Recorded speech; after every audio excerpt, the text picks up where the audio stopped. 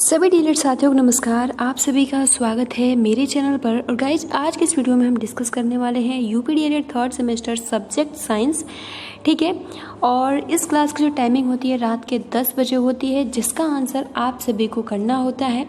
तो चलिए स्टार्ट करते हैं। आप सभी वीडियो को लाइक कर दीजिए और अपने फ्रेंड्स मित्रों को भी शेयर कर दीजिए ताकि वो भी जुड़ सके, ठीक है। और आप वीडियो के लास्ट में ये बता सकते हो कि आपके कितने क्वेश्चन सही हुए और कितने गलत। अगर गलत भी होते हैं तो भी कोई दिक्कत होने वाली बात नहीं है। आप ये प्रयास कीजिएगा कि जो भी क्वेश्चन है उसका आंसर आप कीजिएगा, सही या गलत, क्योंकि ये एक ट्रिक होता है कि अगर आप किसी क्वेश्चन का आंसर अगर आपको नहीं भी पता है, फिर भी अगर आप गलत आंसर करते हो और उसका आंसर कुछ और रहता है तो वो कभी क्वेश्चन भूलता नहीं है, ठीक है। तो इसलिए अगर कोई क्वेश्चन नहीं समझ में आता है तो उसका एक मतलब ये होना चाहिए कि आप कोई ना कोई 4 ट्रिक है उसमें से एक आपको चेक जरूर करना चाहिए, ठीक है। तो चलिए स्टार्ट करते हैं। और ये जितने भी प्रश्न हैं ये राजन सीरीज के हैं, जिसमें सबसे पहला प्रश्न है और आप सभी को जो टाइमिंग दिया जाएगा 3 सेकंड का टाइमिंग मिलेगा। अब इसमें सबसे पहला प्रश्न है कि अत्याधुनिक काल में निम्नलिखित में से प्रदूषण का कारण है गंदी नाली, रेडियोधर्मी पदार्थ, ध्वनि, धुआं। तो यहाँ पे ये प्रश्न है। अब आप इसका आंसर कर सकते हो। आप सभी को जो टाइमिंग दी जाएगी वो 3 सेकंड की टाइमिंग दी जाएगी।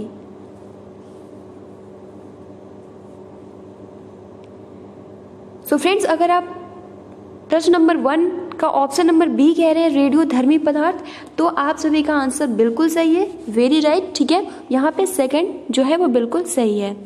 सेकंड आपका प्रश्न है कि प्रदूषण को नियंत्रित किया जा सकता है सीवेज उपचार के द्वारा, विद्युत चालित वाहनों द्वारा, परमाणु बम को रोककर, इन सभी से। तो प्रदूषण को नियंत्रित किया जा सकता है तो किससे किया जा सकता है? सीवेज उपचार के द्वारा, विद्युत चालित वाहनों द्वारा, परमाणु बम को रोककर, इनमें से सभी। तो जो भी प्रदूषण होता है हम किस तरीके से इसको रोक सकते हैं? तो फ्रेंड्स यहाँ पे सीवेज उपचार के द्वारा भी रोक सकते हैं, विद्युत चालित वाहनों के द्वारा भी रोक सकते हैं, परमाणु बम को रोक कर भी हम जो भी प्रदूषण है, पोल्यूशन है, उसको हम नियंत्रित कर सकते हैं। तो यहाँ पे ऑल ऑफ दीज होगा, यानी अगर आप सेकेंड क्वेश्चन का आंसर डी बता रहे हैं तो बिल्कुल सही है, ठीक है। उसके बाद देखिए थर्ड आपका प्रश्न है कि निम्न में से ऊर्जा अपशिष्ट है वाहितमल, ताप, ध्वनि व रेडियो एक्टिव अपशिष्ट, द्रव अपशिष्ट, ठोस अपशिष्ट। तो बहुत ही ज्यादा महत्वपूर्ण, यानी जो भी अपशिष्ट यानी जो भी ऊर्जा का अपशिष्ट क्या है, ठीक है, जो भी एनर्जी होता है तो उसका अपशिष्ट क्या है। ऑप्शन फर्स्ट है वाहितमल, ऑप्शन बी ताप, ध्वनि व रेडियो एक्टिव अपशिष्ट, एंड द्रव अपशिष्ट या ठोस अपशिष्ट। सो फ्रेंड्स, अगर आप ऑप्शन नंबर बी के साथ जा रहे हो कि निम्न में से ऊर्जा अपशिष्ट है, तो यहाँ पर ऑप्शन नंबर जो होगा बी, यानी ताप, ध्वनि व रेडियो एक्टिव क्या है? ये ऊर्जा अपशिष्ट है, ठीक है। चलिए नेक्स्ट फोर्थ आपका प्रश्न है कि लाइकेन व ब्रायोफाइटा किस प्रदूषक के सूचक हैं? यानी जो लाइकेन और जो ब्रायोफाइटा होता है, ठीक है, इसके जो भी ये प्रदूषक है, पोल्यूशन है, इसके सूचक क्या हैं, ठीक है, मतलब संकेत। तो SO2, CO2, CO, PAN। अब पैन तो होगा नहीं, है ना। तो यहाँ पे लाइकेन व ब्रायोफाइटा किस प्रदूषक के सूचक है? सो फ्रेंड्स, यहाँ पर अगर आप ऑप्शन नंबर फर्स्ट के साथ जा रहे हैं SO2, तो ये क्या है? लाइकेन व ब्रायोफाइटा के प्रदूषक के सूचक है। तो यहाँ पर ऑप्शन नंबर क्या हो जाएगा? यहाँ पे फर्स्ट वाला करेक्ट आंसर होगा SO2, क्लियर। फिफ्थ आपका प्रश्न है कि जल को प्रदूषित करने वाले हैं, यानी जो भी जल होता है उसको प्रदूषित कर सकते हैं पारा, सीसा, सोना, चांदी, तांबा, टिन, पीतल, चांदी। बहुत ज्यादा महत्वपूर्ण है। तो जल को गंदा या प्रदूषित कर सकता है क्या? सोना कर सकता है क्या? चांदी कर सकता है? पीतल कर सकता है? चांदी कर सकता है? तांबा, टिन। तो फ्रेंड्स देखिए ये क्वेश्चन जो है बहुत ज़्यादा इजी है, आप इसका आसानी से साथ आंसर कर सकते हो, क्योंकि देखिए पानी आप सोने के बर्तन में रखे या चांदी के बर्तन में रखे या तांबा, टिन या पीतल या चांदी, क्या वो पानी गंदा होता है? आपका आंसर आएगा नो, नहीं गंदा होता है। तो यहाँ पर आंसर क्या होगा, पारा और सीसा से जो भी हमारा जल होता है ना वो प्रदूषित हो जाता है, गंदा हो जाता है। सो इसलिए अगर आप क्वेश्चन नंबर 5 का ऑप्शन नंबर फर्स्ट बता रहे हैं तो बिल्कुल सही है, ठीक है, पारा और सीसा। क्लियर। 6 आपका प्रश्न है कि मोटर वाहन प्रदूषण कम करने का उपाय है, यानी जो भी मोटर वाहन होता है उसके प्रदूषण, क्योंकि आपने देखा भी होगा ये मतलब जहाँ पे मोटर वाहन का ज़्यादा मतलब चलते हैं तो आप देखते होंगे कि प्रदूषण वहाँ बहुत ज़्यादा होता है। फॉर एग्जाम्पल जो दिल्ली है ना वहाँ पे बहुत ज़्यादा प्रदूषण है। अगर आप बाहर निकलेंगे तो बिना मास्क के मतलब जो रहते हैं उन लोगों को तो आदत हो गई है, बट अगर आप गांव से शहर जाएंगे दिल्ली तो आपको थोड़ा अजीब लगेगा क्योंकि वहाँ पे जो प्रदूषण है बहुत ही ज़्यादा है। तो यहाँ पे कह रहा है कि जो भी मोटर वाहन है उसका जो भी पोल्यूशन है हम किस तरीके से कम कर सकते हैं। तो जैसे ऑप्शन है मोटर वाहनों की इंजन के डिजाइन में सुधार करके, ठीक है, उसके बाद से CNG तथा LPG जैसे इंजनों का उपयोग करके, मोटर वाहनों को समुचित रख रखाव, इनमें से सभी। सो फ्रेंड्स यहाँ पे ऑल ऑफ दीज हो जाएगा, ठीक है। तो अब चलिए नेक्स्ट आपका प्रश्न है कि मरुस्थल बनने का मुख्य कारण है वनारोपण, वन आरोपण, जलमग्न होना, अधिक कटाई। सो फ्रेंड्स यहाँ पे आपको क्या लग रहा है, मरुस्थल बनने का मुख्य कारण है, क्योंकि ये तो सिंपल है ना, वन रोपण जहाँ होगा वो मरुस्थल कैसे होगा, वन आरोपण, यहाँ पे हो जाएगा वन आरोपण, अधिक कटाई नहीं होगा, ठीक है। ऑप्शन नंबर बी के साथ अगर आप जा रहे हो वन आरोपण तो ये बिल्कुल सही हो जाएगा, ठीक है। Option number B is the right answer. 8वां प्रश्न है कि मेथिल मैग्नीशियम ब्रोमाइड पर जल की क्रिया द्वारा हमें प्राप्त होता है। तो मेथिल मैग्नीशियम ब्रोमाइड पर जल की क्रिया द्वारा हमें प्राप्त होता है C2H6, CH4, CH3OH, C2H5OH। तो मेथिल मैग्नीशियम ब्रोमाइड पर जल की क्रिया द्वारा हमें प्राप्त होता है। तो अगर हम कहें तो ये एग्जाम के पॉइंट ऑफ व्यू से बहुत ही ज़्यादा मोस्ट इम्पोर्टेंट होने वाला है। तो मेथिल मैग्नीशियम ब्रोमाइड पर जल की क्रिया द्वारा हमें प्राप्त होती है, सो फ्रेंड्स CH4 हमें प्राप्त होती है, ठीक है। आप इसको अच्छे से नोट डाउन कर लीजिएगा और कॉपी और पेन लेकर बैठिए, जो भी महत्वपूर्ण है उसको आप नोट डाउन कर लीजिए। देखिए 9 आपका प्रश्न है कि कौन सा सूत्र एल्केन को प्रकट करता है, कौन सा सूत्र एल्केन को प्रकट, यानी एल्केन का सूत्र क्या है, सिंपल। सो फ्रेंड्स देखिए एल्केन का जो सूत्र होता है यहाँ पे देखिए ऑप्शन दिया है C2H6, C3H6, C7H14, C9H18।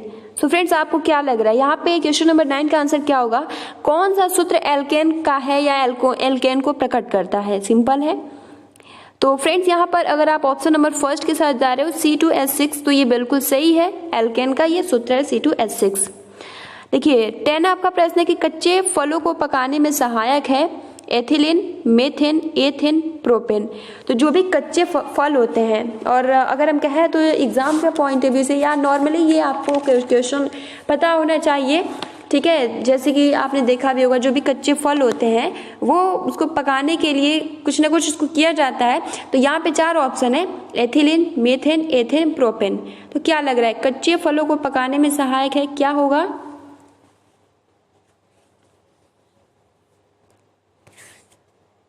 So friends यहाँ पे ऑप्शन हो जाएगा एथिलीन, ठीक है। यानी एथिलीन के थ्रू हम कच्चे फलों को पका सकते हैं, ठीक है, एथिलीन के द्वारा।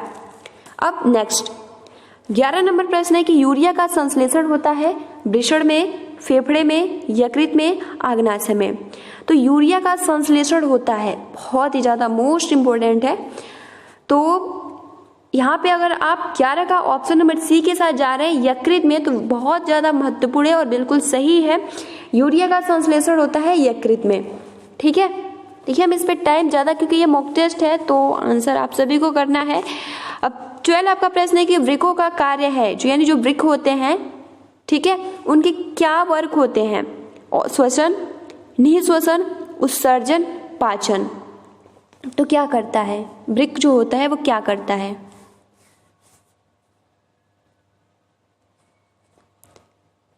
सो फ्रेंड्स यहाँ पे वृक्कों का कार्य है, यहाँ पे हो जाएगा ऑप्शन नंबर जो हो जाएगा वो हो जाएगा यहाँ पे सी, ठीक है, यानी उत्सर्जन। 13 आपका प्रश्न है कि विलियम हार्वे किसकी खोज के लिए प्रसिद्ध है।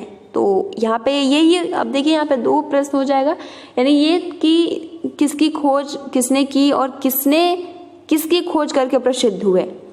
तो हृदय का, स्पंदन का, पाचन का, रक्त परिसंचरण का। सो फ्रेंड्स, विलियम हार्वे ने किसकी खोज की थी या किस खोज के लिए वो प्रसिद्ध हुए। तो आंसर आप सभी कर सकते हो। तो फ्रेंड्स, यहाँ पे 13 का आंसर विलियम हार्वे किसकी खोज के लिए प्रसिद्ध हुए, तो रक्त परिसंचरण के थ्रू ये क्या हुए, प्रसिद्ध हुए। तो एग्जाम के पॉइंट ऑफ व्यू से महत्वपूर्ण है। देखिए 14 आपका प्रश्न है कि निम्न में से कौन पूरे शरीर को रक्त की आपूर्ति हृदय से करता है। तो निम्न में से कौन पूरे शरीर को रक्त की आपूर्ति हृदय से करता है। पेशियां, धमनियां, तंत्रिकाएं, शिराएं। तो निम्न में से कौन पूरे शरीर को रक्त की आपूर्ति हृदय से करता है।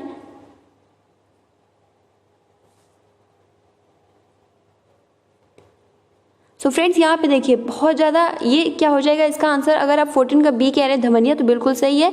जो धमनियाँ होता है वो पूरे शरीर को रक्त की आपूर्ति हृदय से करता है, ठीक है। तो जो हमारी धमनी होती है क्या करती है, रक्त की आपूर्ति हृदय से रिलेट करती है। 15 आपका प्रश्न है कि ग्लाइकोलिसिस में कितने एटीपी अणुओं का लाभ होता है। 0, 2, 4, 8। तो ग्लाइकोलिसिस में कितने एटीपी अणुओं का लाभ होता है।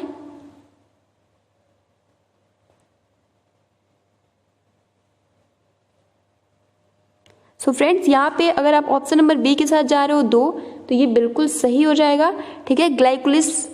ग्लाइकोलिसिस में कितने एटीपी अणुओं का लाभ होता है, तो 2, ठीक है।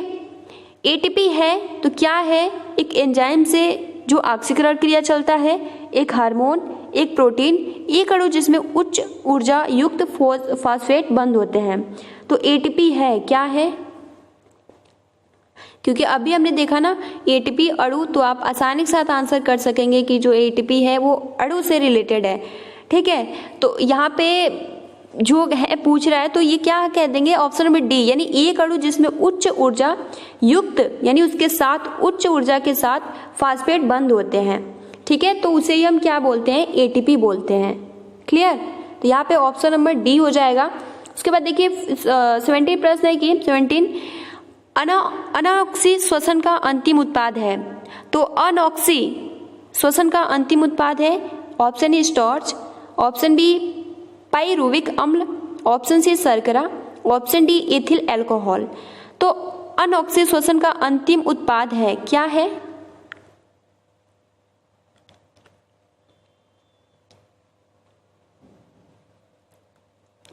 सो फ्रेंड्स, यहाँ पे अगर आप ऑप्शन नंबर डी के साथ जा रहे हैं एथिल अल्कोहल, तो ये बिल्कुल सही है। अनऑक्सी श्वसन का अंतिम उत्पाद है वो है एथिल अल्कोहल। 18 नंबर प्रश्न है कि केल्विन पैमाने पर पानी का क्वथनांक होता है 273 के 100 के या 230 के। तो यानी कि केल्विन, ठीक है, इसे प्रदर्शित करते हैं। तो केल्विन पैमाने पर पानी का क्वथनांक होता है, कितना होता है।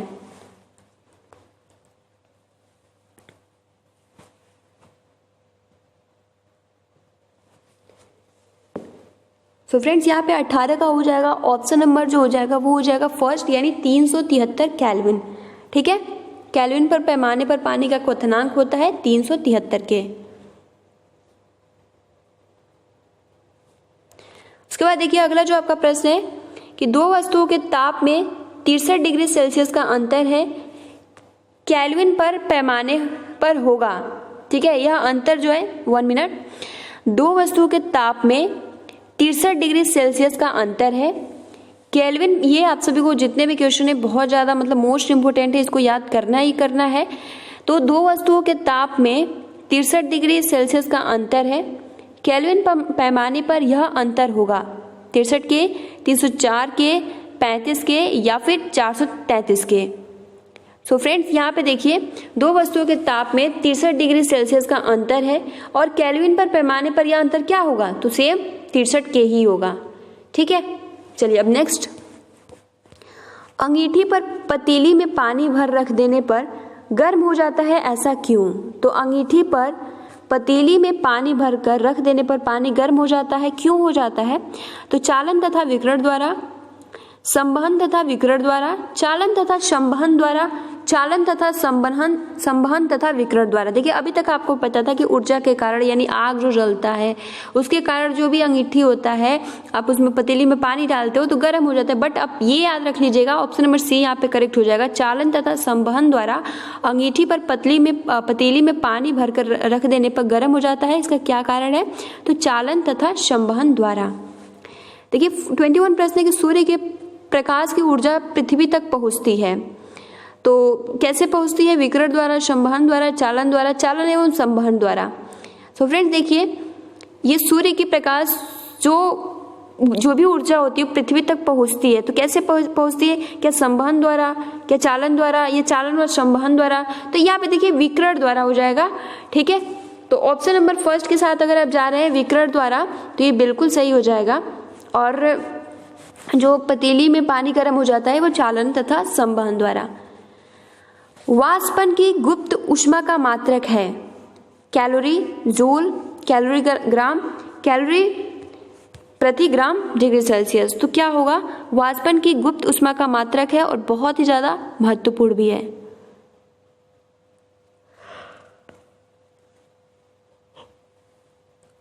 सो फ्रेंड्स यहाँ पे देखिए 22 का जो हो जाएगा वो हो जाएगा सी यानी कैलोरी प्रति ग्राम। पानी का विशिष्ट ऊष्मा होती है अधिकतम, न्यूनतम, सामान्य, कुछ भी हो सकती है। तो पानी की विशिष्ट ऊष्मा होती है 23 का आंसर क्या होगा? तो पानी की विशिष्ट ऊष्मा होती है अधिकतम, ठीक है। तो यहाँ पर ऑप्शन नंबर फर्स्ट सही हो जाएगा। 24 प्रश्न है कि ऊष्मा का संचरण सबसे तेज होता है चालन द्वारा, संवहन द्वारा, विकिरण द्वारा, सभी के द्वारा। सो फ्रेंड्स यहाँ पे आप बता सकते हो, क्योंकि अभी हमने देखा ना कि सूर्य की प्रकाश की ऊर्जा पृथ्वी तक पहुँचती है, तो क्योंकि बहुत ज़्यादा उसमें गति होता है, सबसे तेज होता है ना। सूर्य को देखो कितना ज़्यादा दूर है और जो भी ऊर्जा होता है वो पृथ्वी तक आ जाता है विकिरण द्वारा, है ना। तो यहाँ पे यही पूछा है कि ऊष्मा संचरण सबसे तेज किस में होता है? क्या चालन द्वारा या संवहन? आप जैसे चालन तथा संवहन देखते हो तो जब हम अंगीठी पे जो भी पतीली होता है उसमें जब पानी भरते हैं तो क्या वो डायरेक्ट गर्म हो जाता है? नहीं, धीरे धीरे करके। तो यहाँ पे क्या हो जाएगा? विकिरण द्वारा। इसलिए ऑप्शन नंबर यहाँ पे सी हो जाएगा, ठीक है। उसके बाद देखिए 25 प्रश्न है कि किसी अवतल दर्पण द्वारा बना प्रतिबिंब वस्तु के आकार के बराबर होगा यदि वस्तु, ऑप्शन ए है फोकस व वक्रता केंद्र के बीच हो, वक्रता केंद्र पर हो, अनंत पर हो, दर्पण तथा फोकस के बीच हो। तो ये जो प्रश्न है अवतल दर्पण आप सभी को पता है कैसे होता है। तो अवतल दर्पण द्वारा बना प्रतिबिंब वस्तु के आकार के बराबर होगा यदि वस्तु, अब ये कह रहा है कि जो प्रतिबिंब है वो वस्तु के आकार के बराबर होगा यदि वस्तु किस तरीके से हो। तो यहाँ पे जैसे ऑप्शन है बता सकते हो फोकस व वक्रता केंद्र के बीच हो, तब ऐसा हो सकता है कि वस्तु के आकार के बराबर होगा, या वक्रता केंद्र पर हो तो ऐसा हो सकता है, और यहाँ पे मुझे लग रहा है यही सही होगा। अनंत पर हो तब वैसे नहीं होगा, मतलब उसी वस्तु के आकार पे प्रतिबिंब उसका नहीं बनेगा। लेकिन देखिए अगर आप 25 का ऑप्शन नंबर बी के साथ जा रहे हैं वक्रता के केंद्र पर, तभी सेम उसका प्रतिबिंब वस्तु के आकार के बराबर होगा, ठीक है। तो यहाँ पे वक्रता केंद्र पर हो जाएगा ऑप्शन नंबर बी के साथ अगर आप जा रहे हो 25, तो बिल्कुल सही है। 26 प्रश्न है कि उत्तल दर्पण से बना प्रतिबिंब है वास्तविक होता है, आभासी अथवा वास्तविक कोई भी हो सकता है, सदैव आभासी होता है, उल्टा तथा छोटा होता है। तो ये बहुत ज़्यादा सिंपल क्वेश्चन है और आपने मतलब शुरुआत में भी उत्तल दर्पण अवतल दर्पण पढ़ा होगा, तो ये तो जरूर बताया जाता है कि उत्तल दर्पण से बना प्रतिबिंब कैसा होता है? सदैव आभासी होता है, ठीक है। तो यहाँ पे ऑप्शन नंबर सी के साथ जा रहे हो 26 का, तो बिल्कुल सही है, सदैव आभासी होता है। चलिए 27 प्रश्न है कि किसी उत्तल लेंस से बना प्रतिबिंब आभासी होगा यदि वस्तु अनंत पर हो, वस्तु फोकस पर हो, वस्तु f व 2f के बीच हो, वस्तु फोकस व प्रकाशीय केंद्र के बीच हो। तो क्या होगा? किसी उत्तल लेंस से बना प्रतिबिंब आभासी होगा, कब होगा? यदि ऑप्शन नंबर डी यहाँ पे करेक्ट हो जाएगा, वस्तु फोकस व प्रकाशीय केंद्र के बीच हो तब। 28 प्रश्न है कि जलवायु परिवर्तन के प्रमुख कारण है बढ़ते उद्योग, बढ़ते जन, घटते वन, ये सभी। तो जलवायु परिवर्तन के प्रमुख कारण है, ये तो ये सभी हो जाएंगे, बढ़ते उद्योग, बढ़ते जन, घटते वन, ये सभी, all of these. Right answer option number D हो जाएगा। सो फ्रेंड्स 28 तक क्वेश्चन डिस्कस करते हैं। आप बता सकते हो कि 28 में से क्या 28 पूरे सही हुए या कितने गलत हुए। कोई दिक्कत नहीं है, अगर गलत भी होता है तो कोई दिक्कत नहीं, गलत से ही आपको आसानी के साथ याद हो जाता है, ये तो एक अच्छी बात होती है। ठीक है, तो आप कमेंट्स बॉक्स में कमेंट्स करके बता सकते हो। फिलहाल आज के लिए इतना ही। आप जो थर्ड सेमेस्टर की तैयारी है बहुत ही अच्छे से कीजिए। ठीक है, ये नहीं सोचिए कि जो हमारा एग्जाम है अब तो कभी होगा ही नहीं, ऐसा सोच अगर आप रखेंगे तो फिर जो अपनी तैयारी है वो अच्छे से नहीं कर पाएंगे। ठीक है, तो चलिए अब मिलते हैं हम लोग कल, सब कुछ सही रहेगा तो। और आप सभी की हमेशा शिकायत रहते हैं कि रेगुलर क्लासेस प्रोवाइड कीजिए। सो फ्रेंड्स हम आप सभी को रेगुलर क्लासेस प्रोवाइड मतलब प्रयास करेंगे कि करें। ठीक है, तो आज के लिए आप सभी को मेरी तरफ से शुभ रात्रि, गुड नाइट। जो भी आपका ड्रीम है वो जल्द से जल्द पूरा हो शिक्षक बनने का। ठीक है, तो मिलते हैं। Thanks for watching, take care and best of luck.